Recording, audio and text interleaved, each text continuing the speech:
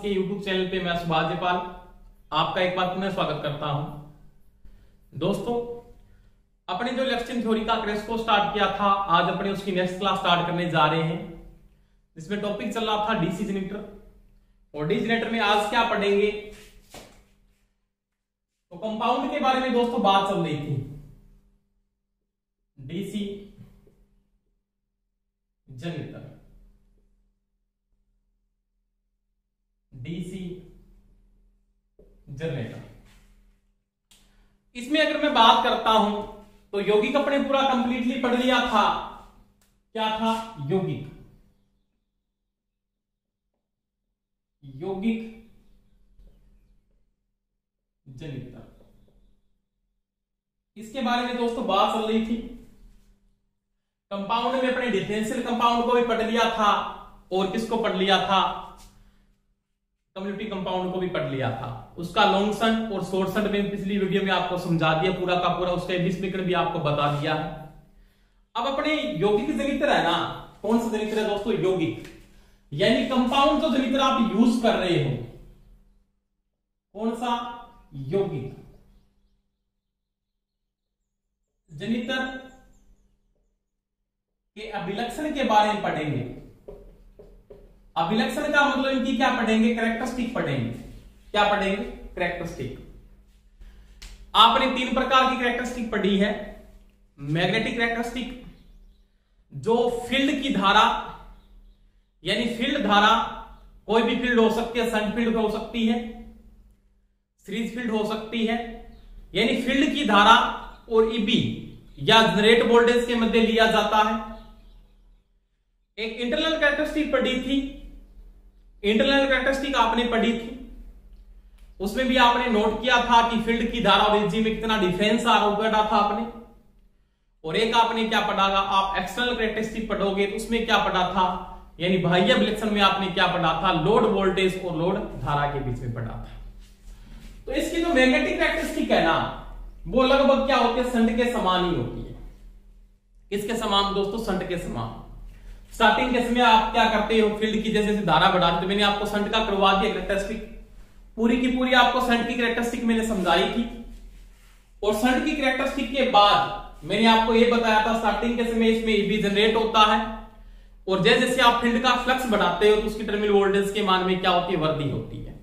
एक ऐसी कंडीशन आती है जहां पे फील्ड आपका क्या होता है दोस्तों? सैचुरेट हो जाता है, और सैचुरेट के बाद अगर फील्ड में आप धारा का मान बढ़ाते तो उसकी वोल्टेज नहीं बढ़ती है। तो वो तो मैग्नेटिक कैरेक्टरिस्टिक में तो कोई ज्यादा बात नहीं, मैग्नेटिक कैरेक्टरिस्टिक मैंने आपको करवा दी है, शंट के लगभग इसकी समान रहती है। परंतु इसकी आप क्या करोगे? एक्सटर्नल कैरेक्टरिस्टिक पढ़ोगे, इसका बाह्य अभिलक्षण पढ़ोगे। क्या पढ़ोगे? बाहरी अभिलक्षण। इंटरनल कैरेक्टरिस्टिक होती है वो शंट के नॉर्मली समान रहती है, जो आपने पढ़ी है। इसकी आप क्या पढ़ोगे? बाहरी अभिलक्षण की मैं दोस्तों क्या करता हूं? बात करता हूं। कौन सा? इसका बाहरी अभिलक्षण। पहले किसका पढ़ेंगे? तो पहले मैं जो एक नंबर में बात करने जा रहा हूं, सबसे पहले इसके अंदर पढ़ेंगे, तो वो पढ़ेंगे संचयी यौगिक जनितर। संचयी यौगिक जनितर का बाह्य अभिलक्षण, बाह्य अभिलक्षण, किसके बारे में बात करेंगे? बाह्य अभिलक्षण, यानी cumulative compound, cumulative compound generator की एक्सटर्नल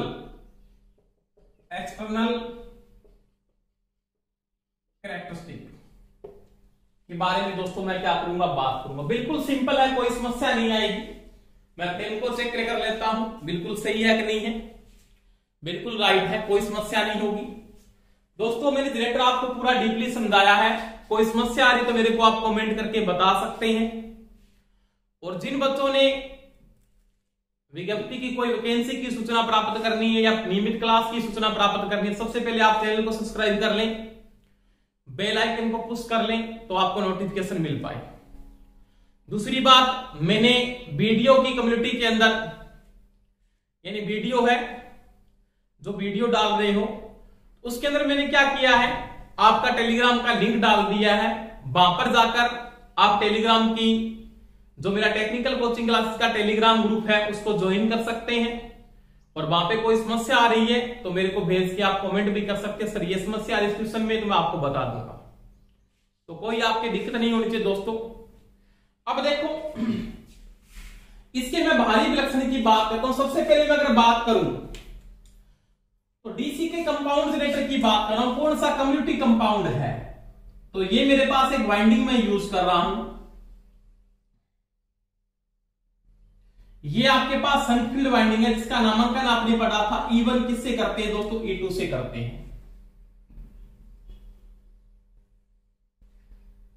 अब आपको पता लग रहा होगा ये लॉन्ग शंट का या शॉर्ट शंट का, तो वो आप बता दोगे देख के।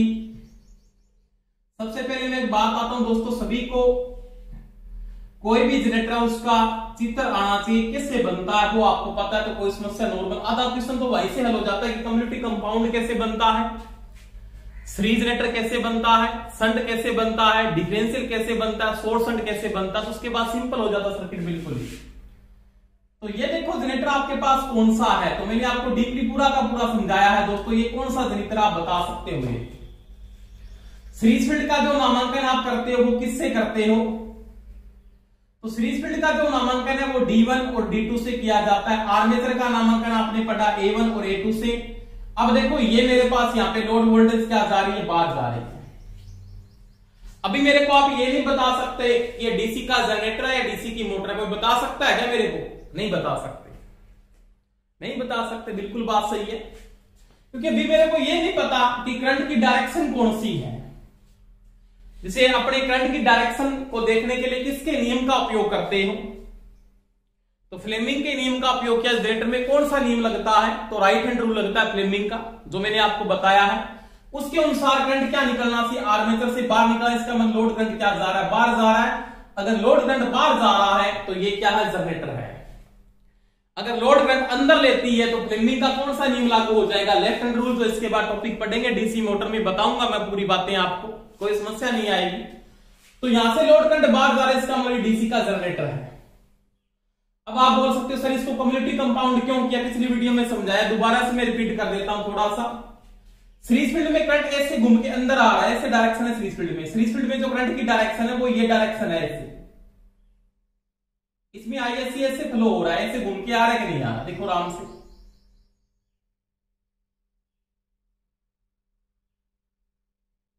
ये डायरेक्शन है ऐसे। शंट फील्ड में करंट यहां से ऐसा है, इसमें डायरेक्शन कैसे, ऐसी डायरेक्शन है। अगर दो चालकों में करंट की डायरेक्शन एक ही होती है तो दोनों के बीच में पैदा होने वाले बीच में जो फ्लक्स पैदा होता है उसके बीच में कौन सा बल लगता है, तो वो सभी को पता है दोस्तों कौन सा बल लगता है, आकर्षण का बल लगता है या कौन सा लगता है, अट्रैक्शन लगता है। इसका मतलब यहाँ पे फ्लक्स क्या होगा, जुड़ेगा। और फ्लक्स जब जुड़ता है इसका मतलब यहाँ पे आएगा phi t equal to phi SH, plus में क्या होगा phi S। दोस्तों मैंने इस कैरेक्टरिस्टिक से पहले मैंने आपको बताया था कि मेरे पास जो शंट की कैरेक्टरिस्टिक थी ना वो ये कैरेक्टरिस्टिक थी।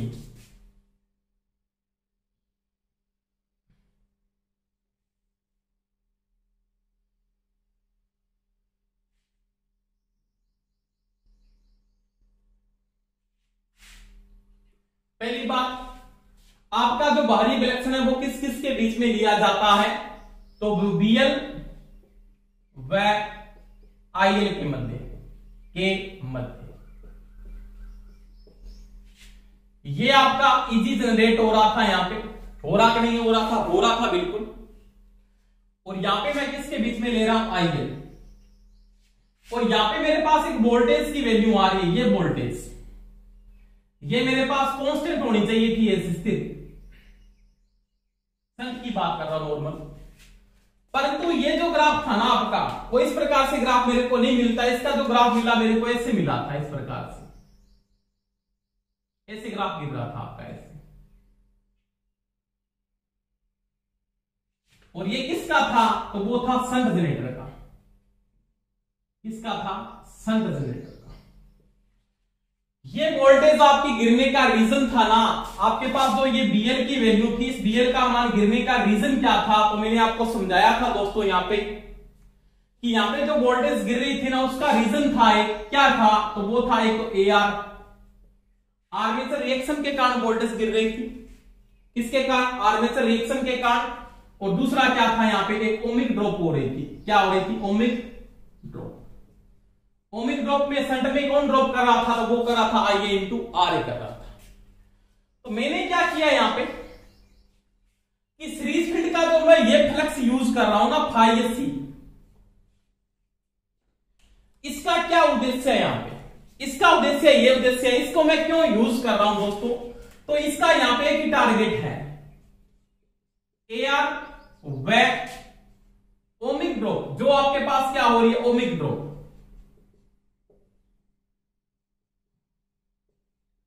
की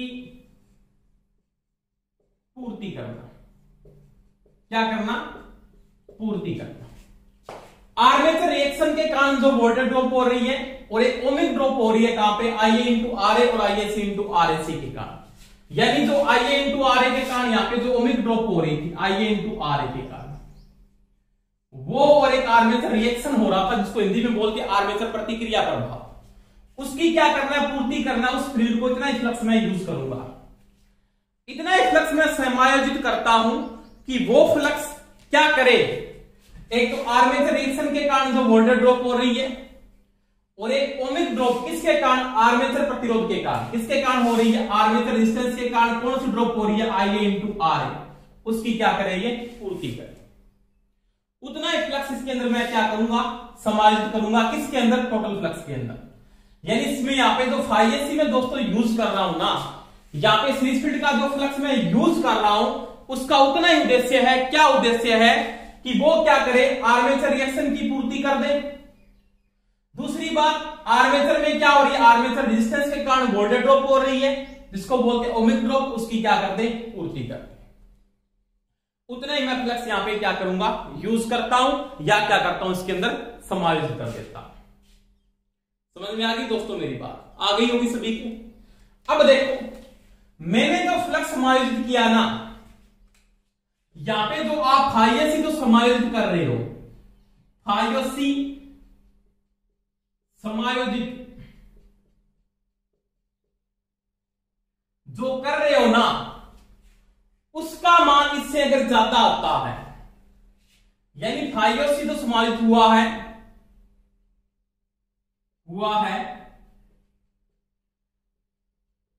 उसका मान ओमिक ड्रॉप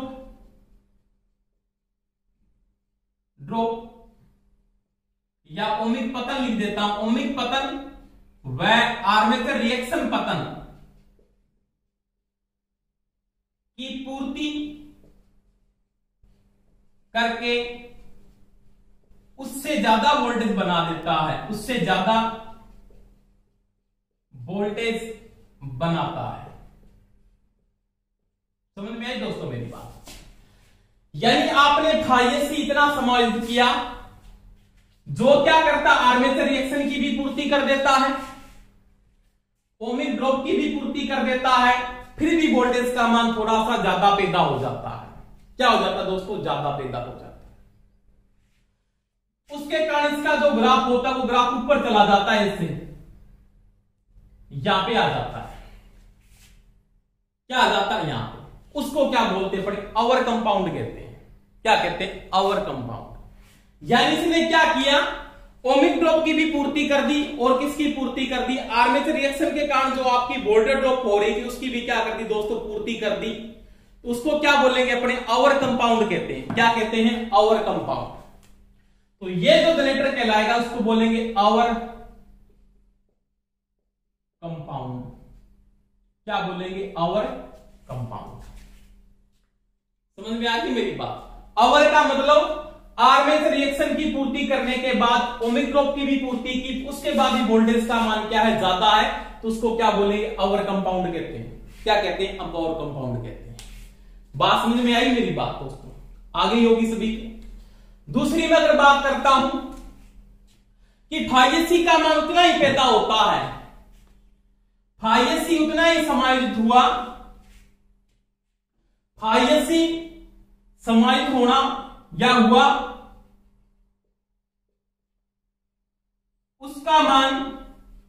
उसका मान आर्मेचर रिएक्शन व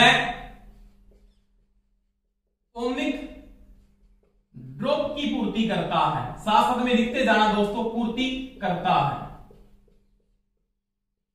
बस इतना ही करता है, उसके लेवल में ही करता है। यानी आर्मेचर रिएक्शन के कारण जो वोल्टेज ड्रॉप हुई, पहली बात तो। दूसरी बात, ओमिक ड्रॉप की भी वो क्या करता है, पूर्ति करता है, उतना ही वोल्टेज पैदा करता है, या उतना ही फ्लक्स समायोजित होता है, यानी उतना ही फ्लक्स समायोजित होता है जो आर्मेचर रिएक्शन और ओमिक ड्रॉप की पूर्ति कर दे।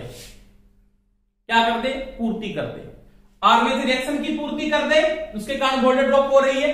दूसरी बात, ओमिक ड्रॉप के कारण जो वोल्टेज ड्रॉप उसकी पूर्ति कर दे, उतनी वोल्टेज ये क्या करेगा, पैदा करेगा। उसको क्या बोलते दोस्तों, अपने बोलते हैं लेवल कंपाउंड। क्या बोलते हैं, लेवल कंपाउंड। इसका ग्राफ आता है ऐसे, इसके अंदर यहां पे या यहां पर, यानी इसके बराबर रहता है, इसको बोलेंगे लेवल कंपाउंड। क्या बोलेंगे, लेवल कंपाउंड।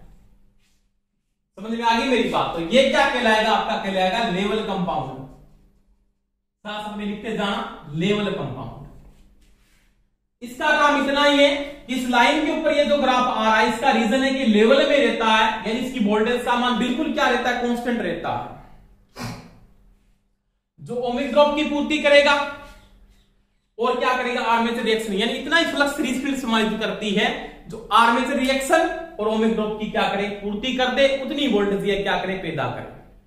उसको क्या बोलेंगे, उसको क्या बोलेंगे, उसको बोलेंगे लेवल कंपाउंड। क्या बोलेंगे, लेवल कंपाउंड। अब देखो, अगर मैं इसमें तीसरी बात करूं, तीसरी बात में वो ये क्या कहता है कि फाइएसी उतना समायोजित होता है, समायोजित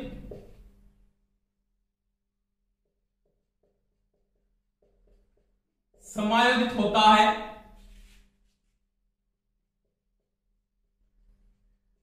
जो ओमिक ड्रॉप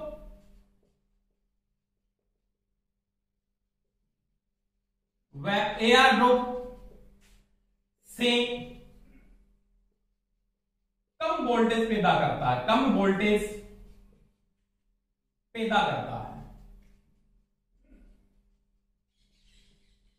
यानी क्या बात कहता है दोस्तों कि एक तो आर्मेचर रिएक्शन के कारण जो वोल्टेज ड्रॉप हो रही है उसकी पूर्ति करता नहीं कर पाता, पूरी पूर्ति नहीं कर पाता। ये आर्मेचर रिएक्शन के कारण जो वोल्टेज ड्रॉप हो रही है, दूसरी बात आर्मेचर रिएक्शन के कारण जो वोल्टेज ड्रॉप हो रही है, उन दोनों की पूरी पूर्ति ये नहीं कर पाता, उससे थोड़ी कम वोल्टेज पैदा करता है, उससे थोड़ी कम वोल्टेज पैदा करता है। अगर उससे थोड़ी कम वोल्टेज पैदा करता है तो उसको क्या बोलेंगे, अंडर कंपाउंड कहते हैं। क्या कहते हैं दोस्तों, अंडर कंपाउंड। यानी इसका जो ग्राफ आता है ना, वो यहां पे आ जाता फिर ऐसे, इससे भी नीचे ऐसे, ये वाला। तो ये क्या कहलाएगा आपका, ये कहलाएगा अंडर कंपाउंड। क्या कहलाएगा, अंडर कंपाउंड। समझ में आ गई मेरी बात। इसका ग्राफ सन से भी क्या रहता है, नीचे रहता है। लेवल का सन से क्या रहता है, ऊपर रहता है। और सबसे ऊपर किसका रहता है, अवर कंपाउंड। समझ में आ गई मेरी बात। अब दोबारा मैं रिपीट कर रहा हूं, यानी कम्युनिटी कंपाउंड जनरेटर में जो सीरीज फील्ड आपने संयोजित किया है, उसका फ्लक्स अगर आर्मेचर रिएक्शन और ओमिक ड्रॉप से ज्यादा वोल्टेज पैदा करता है, लिखते जाना साथ साथ में, यानी आपने फाइएसी जो समायोजित किया है, सीरीज फील्ड का जो फ्लक्स है यानी फाइएसी है, उसका मान इतना है कि जो आर्मेचर रिएक्शन की भी ड्रॉप कर देता है और ओमिक ड्रॉप की पूर्ति करने के बाद भी वोल्टेज का मान बच जाता है, उसको क्या बोलते हैं, अवर कंपाउंड कहते हैं। यानी इनसे ज्यादा वोल्टेज को पैदा करता है तो वो अवर कंपाउंड है, इनके बराबर जो वोल्टेज पैदा करता है वो लेवल कंपाउंड है, और इनसे कम वोल्टेज पैदा करता है वो कौन सा आ जाता है, अंडर कंपाउंड आ जाता है। समझ में आ गई होगी बात मेरे ख्याल से। तो वो कहलाता आपका अंडर कंपाउंड। समझ में आई दोस्तों मेरी बात। तो ये मेरे तीनों प्रकार आपके बता दिए हैं। अब देखो दोस्तों, इस फ्लक्स को कम ज्यादा करने के लिए आप किसका उपयोग करते हो, तो वो करते हो डायवर्टर का उपयोग। किसका उपयोग करते हो, डायवर्टर, फील्ड डायवर्टर के साथ। यानी मैं यहां पे एक डायवर्टर लगा देता हूं ऐसे। क्या लगा देता हूं, डायवर्टर। डायवर्टर समझते हो आप दोस्तों, इसके समांतर क्रम में रेजिस्टेंस जोड़ देता हूं ऐसे, जैसे मैंने यहां पे जोड़ दिया ऐसे।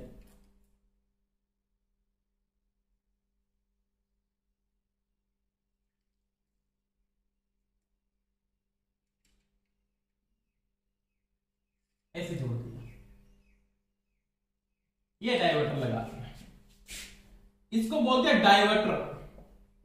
क्या बोलते हैं? डायवर्टर। जिसके द्वारा आप फ्लक्स का मान कम ज्यादा करके इस वोल्टेज को क्या करते हो? कंट्रोल करते हो।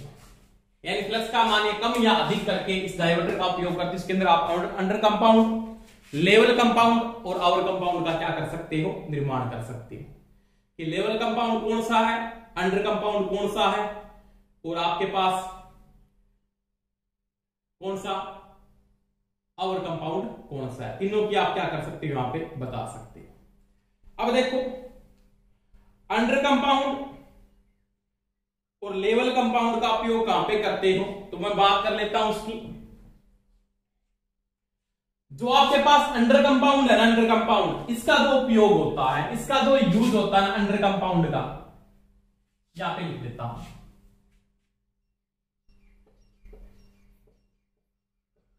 अंडर कंपाउंड का आप उपयोग कहां पे करते हो? अंडर कंपाउंड का जो लॉन्ग डिस्ट्रीब्यूशन लाइन है, लंबी लाइनों में वोल्टेज ड्रॉप की पूर्ति करने के लिए। ठीक है, लंबी लाइन में लंबी डिस्ट्रीब्यूशन, यानी लंबी वितरण लाइन में वी ड्रॉप की पूर्ति के लिए, ठीक है, सड़क व्यवस्था में किसका उपयोग किया जाता है? अब इसके बाद आता है लेवल कंपाउंड। इसका उपयोग लगभग कहां पे करते हैं? लेंथ मशीन में किया जाता है। लेंथ मशीन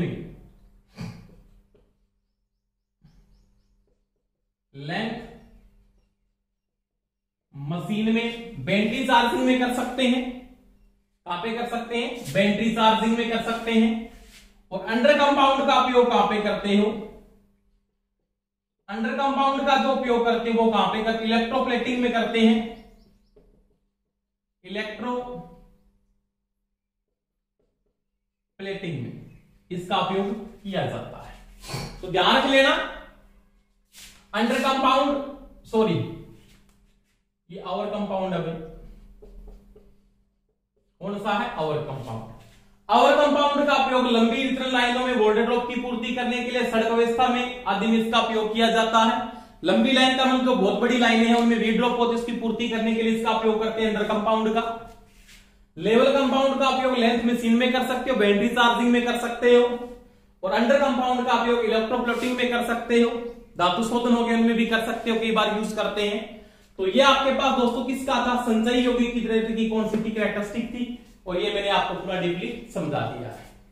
कोई समस्या आए तो मेरे को बता सकते हो कि सर हमारी ये समस्या आ रही है, तीनों के बारे में बता दिया है। यानी यहाँ पे इसका एक ही प्रोपोर्शनल है, यानी सीरीज फील्ड को जो आपने यूज किया है उसका यहाँ पे एक ही रीजन है। यहाँ पे एक ही रीजन है। क्या रीजन है? कि ये इतना ही फ्लक्स बनाती है कि आर्मेचर रिएक्शन और ओमिक ड्रॉप की अगर पूर्ति करता है उसके बराबर का फ्लक्स बनाती है, कि उसका फ्लक्स कितना समय किया जिसके कारण उतनी वोल्टेज पैदा हो कि अगर वो उसके बराबर ही वोल्टेज ड्रॉप की पूर्ति करे तो वो तो आएगा लेवल के अंदर। अगर उसकी वोल्टेज इतनी ज्यादा पैदा हो रही है कि वो पूर्ति करने के बाद भी वोल्टेज सेंस बच जाती है तो वो आएगा ओवर कंपाउंड में। पूर्ति करने से भी कम वोल्टेज पैदा करता है कि पूर्ति नहीं हो पाती पूरी की पूरी। समझ में आ गई मेरी बात? यानी मैं ऐसे भी इसको बता सकता हूं, या फिर मैं ऐसे भी लिख सकता हूं इसको। कैसे? वो देखो आराम से, ohmic drop plus AR drop. AR समझ जाओगे दोस्तों?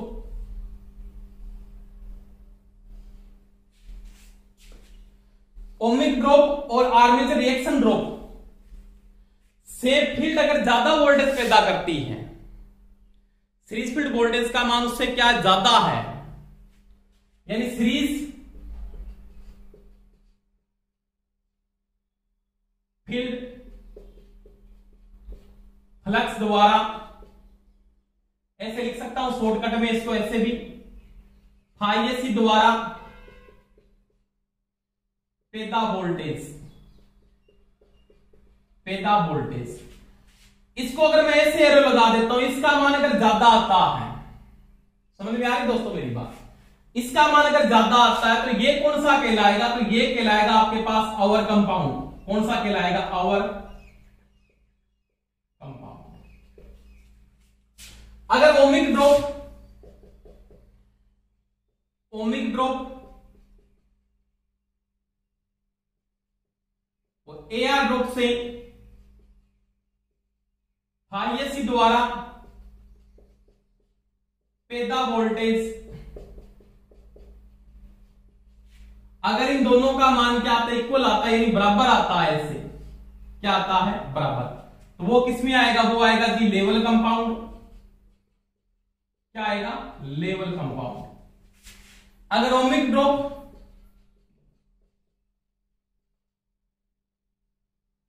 कौन सी, ओमिक ड्रॉप प्लस में एआर ड्रॉप से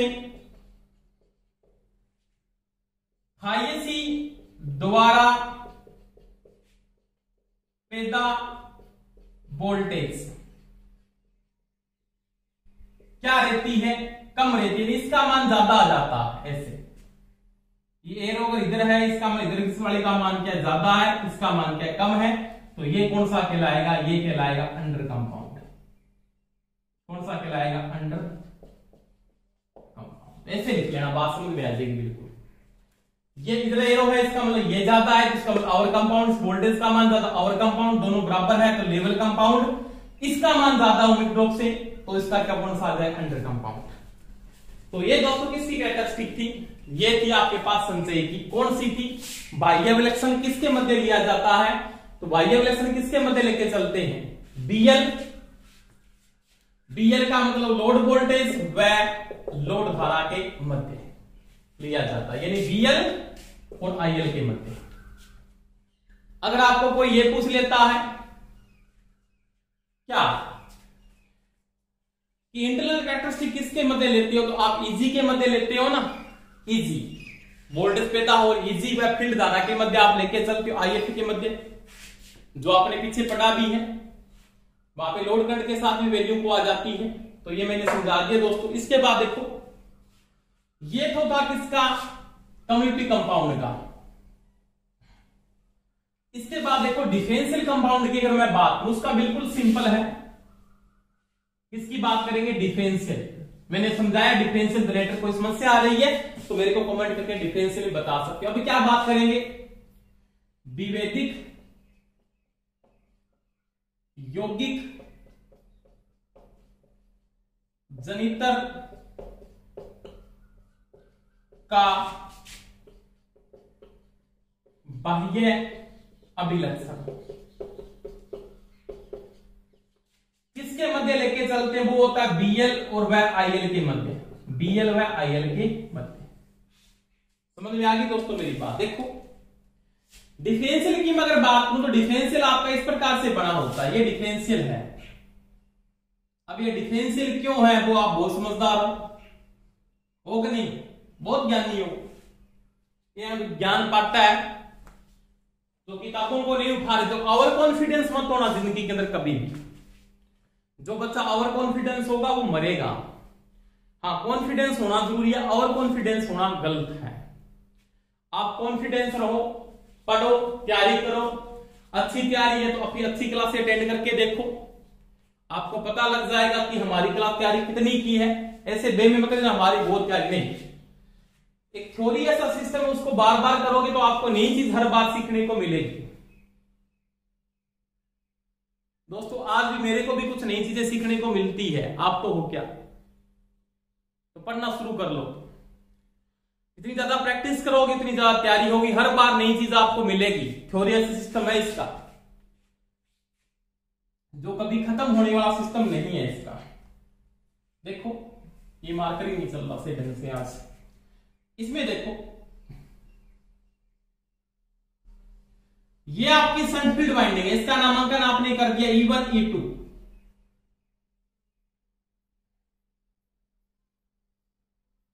ये BL है। जनरेटर लोड करंट क्या जाएगा बाहर, ये मैंने लगा दिया यहां पे सीरीज फील्ड और ये लगा दिया मैंने आर्मेचर। जी ठीक है, आर्मेचर का नामांकन भी कर दिया आपने A1 A2, सीरीज फील्ड का भी कर दिया D1 D2। अब देखो धारा यहां से पैदा होकर बाहर जा रही है, इसमें शंट में धारा ऐसे जा रही है, ये IS है, IS में धारा की दिशा ये है, सीरीज में धारा की दिशा ये, धारा की दिशा विपरीत तो दोनों के बीच में फ्लक्स में क्या होता है, विरोध होता है, प्रतिकर्षण बल लगता है। कौन सा बल लगता है, रिपल्सन। दो चालक समांतर में रखे गए हैं, धारा की दिशा अलग अलग है, दोनों के बीच में कौन सा बल लगेगा दोस्तों, पता आपको कौन सा लगेगा, प्रतिकर्षण, यानी क्या लगेगा, रिपल्सन लगेगा। यहाँ पे फ्लक्स क्या होगा, कमजोर होगा, यानी जो यहाँ पे फाइटी का मान आएगा ना वो होगा φSH माइनस में क्या होगा, φSE हो जाएगा। और ये एक ऐसा जनरेटर है जब लोड बढ़ने पे टर्मिनल वोल्टेज को क्या करता है, गिराता है। मैंने आपको पूरा समझाया है, देखो आराम से इसकी कैरेक्टरिस्टिक देखो, इसके मध्य लूंगा वही बात है, BL और IL के मध्य इसकी ली जाएगी। ये आपका शंट वाला सिस्टम था लेवल से, ये ग्राफ शंट का है, किसका है, शंट का, शंट जनरेटर ये है। अब देखो शंट की जो वोल्टेज होती है वो यहाँ पे थोड़ी बहुत वोल्टेज गिरती है, उसका रीजन मैंने आपको बता दिया है। इसकी वोल्टेज गिरने का रीजन क्या है वो आपको मैंने पूरा समझाया था। यहां पे था एक तो AR ड्रॉप और एक कौन सी थी, ओमिक ड्रॉप, ओमिक ड्रॉप, दो कारण थे। समझ में आई दोस्तों मेरी बात। अब देखो यहां पे क्या होता है कि जब लोड बढ़ता है तो लोड के साथ क्या होती है, टर्मिनल वोल्टेज गिरती है और ज्यादा गिर जाती है। उसका रीजन क्या है, तो मैंने आपको बताया था दोस्तों, जब IL बढ़ता है ना, क्या बढ़ता है IL। सबसे पहले मैंने यहाँ पे आपको बात नोट भी की थी, पिछली वीडियो में समझाया, इसे नहीं देखा वो देख लेना पीछे जाके, तो समझ में पूरी बातें आएंगी। क्रम से देखो बातें पूरी समझ में। भार बढ़ता है, ये का मतलब ऊपर जा रहा है, इसका मतलब लोड बढ़ता है। भार बढ़ेगा तो क्या बढ़ेगा, IL बढ़ता है। क्या बढ़ता है, IL। इसका इस मतलब देखोगे तो IA किसके बराबर है, तो IA बराबर होता है यहाँ पे IL प्लस में ISH। यही होता है ना, यही होता है, आपको पता है। आर्मेचर धारा यहां से पैदा हो, किधर गई, इधर गई। अब देखो IA का मान है ISC के बराबर है, किसके बराबर, इन दोनों किस क्रम में जुड़े हैं, श्रेणी क्रम में। किस क्रम में, सीरीज क्रम, श्रेणी क्रम में है। अगर श्रेणी क्रम में धारा का मान आपको पता है समान रहेगा, क्या रहेगा, समान। तो लोड बढ़ा तो क्या बढ़ा, लोड के साथ क्या बढ़ी, लोड धारा बढ़ गई। क्या बढ़ गई दोस्तों, लोड बढ़ने पे लोड धारा बढ़ जाती है। IL बढ़ने से क्या बढ़ेगा, IL जब बढ़ता है तो इसके साथ IA बढ़ेगा, IA बढ़ेगा तो क्या बढ़ेगा, ISC बढ़ेगा। क्या बढ़ेगा, ISC। ISC बढ़ेगा तो क्या बढ़ेगा, ISC बढ़ेगा। और जब ISC बढ़ता है ना, ये जब बढ़ता है तो ये डिफरेंस ले रहा है, ज्यादा डिफरेंस लेगा, इसका मतलब फाइटी का मान, फाइटी क्या हो जाएगा दोस्तों, कम। फाइटी क्या होगा, गिरेगा। यानी मैं यहां पे लिख सकता हूं फाइटी का मान गिरता है। और फाइटी समानुपाती है, EB समानुपाती क्या होता है, फाइटी जो अपने तो उपयोग में यार उसकी बात करता हूं, तो EB का मान भी क्या होता है, कम होता है। और जनरेट वोल्टेज अगर पैदा होने वाली वोल्टेज का मान, इसको EB लिख सकता हूं या EG लिख सकता हूं, एक ही बात है ना, ये तो कम होता है ना, तो BL का मान भी गिर जाता है। ये समस्या है। तो लोड के साथ इसकी टर्मिनल वोल्टेज गिरेगी, बहुत ज्यादा गिरेगी, ऐसे ग्राफ ऐसे घूम जाता है एकदम से, यानी वोल्टेज का जो मान गिरेगा वो बहुत ज्यादा ऐसे गिर जाता है। तो इसको क्या बोलते हैं दोस्तों, इसको बोलते हैं अपने डिफरेंशियल कंपाउंड। क्या बोलते हैं, डिफरेंशियल कंपाउंड, यानी अंडर कंपाउंड से भी ज्यादा वोल्टेज ये गिराता है। समझ में आ गई दोस्तों, ये सिंपल बात है। बिना लोड, बिना भार इसकी वोल्टेज का मान लिया, बिना लोड BL 100 है, और जब लोड होगा, ऑन लोड जो BL है ना, वो कितना हो जाता है, 50 हो जाता है। ऐसे हो जाता है इसका। लेकिन वोल्टेज का मान एकदम से क्या होता है, गिराता है, और धारा का मान क्या कर देता है, बढ़ा देता है। तो क्या करता है, बार के साथ बीएल तो कम हो जाता है कि जब बार बढ़ता है तो बार के साथ बीएल गिरता है, परंतु आईएल क्या होता है, आईएल बढ़ता है। ये चीज का ध्यान रखना, आईएल बढ़ता है। तो आर्क करने के लिए क्या चाहिए, धारा चाहिए। तो इसका उपयोग कहां पे करते हैं, इसका उपयोग दोस्तों करते हैं आर्क वेल्डिंग सेट में, आर्क वेल्डिंग सेट में, जहां पे धारा का मान क्या होता है, ज्यादा, और वोल्टेज का मान क्या होता है। तो ये डिफरेंशियल की कैरेक्टरिस्टिक है जो बीएल और आईएल के मध्य ली जाती है। कोई समस्या है दोस्तों बता सकते हो, कोई समस्या है तो मेरे को कमेंट करके सर हमारे ये समस्या है। यानी जब भार बढ़ेगा तो भार के साथ क्या होगा, भार बढ़ने पे आईएल बढ़ेगा, समझ में आई। आईएल बढ़ने से आईएससी बढ़ेगा, क्यों, आईएल बढ़ेगा तो आईए बढ़ेगा, आईए जब बढ़ेगा ना तो आईए के श्रेणी क्रम में आईएससी, तो आईएससी भी बढ़ेगा। आईएससी बढ़ने से क्या बढ़ेगा, आईएससी समानुपाती फाईएससी होता है तो फाईएससी बढ़ेगा। सीरीज का फ्लक्स जब बढ़ता है तो ये डिफरेंस कर रहा है, इसका मतलब ये जब बढ़ेगा तो ये कुल फ्लक्स में क्या आएगी, कमी आएगी। कुल फ्लक्स कम होगा तो ईबी या ईजी का मान गिरता है, और जनरेट वोल्टेज कम होगी तो बीएल का मान भी गिरेगा। तो धारा बढ़ जाती है परंतु बीएल का मान कम होता है, एकदम से वोल्टेज गिरा देता, करंट का मान बढ़ाता। आरक करने के लिए क्या चाहिए, स्पार्किंग करने के लिए क्या चाहिए, करंट चाहिए। स्फुलिंग जिसको कहते हैं हिंदी में, स्पार्किंग को क्या कहते हैं, स्फुलिंग होना। आर्क वेल्डिंग सेट, जहां पे स्पार्किंग के द्वारा वेल्डिंग किया जाता है, तो आर्क वेल्डिंग सेट में कौन सा जनरेटर काम आता है, तो डिफरेंशियल या विभेदक जनरेटर का उपयोग किया जाता है। तो ये दोस्तों थी इसकी कंपाउंड की कैरेक्टरिस्टिक जो मैंने आपको समझा दी है। कोई समस्या आए तो मेरे को कमेंट करके बता सकते हो। धन्यवाद दोस्तों, आज के लिए इतना ही। क्लास आपको अच्छी लगी है तो सभी लाइक जरूर किया करो, आपका लाइक मेरी एनर्जी है, और शेयर भी किया करो। धन्यवाद, बेस्ट ऑफ लक, जय हिंद।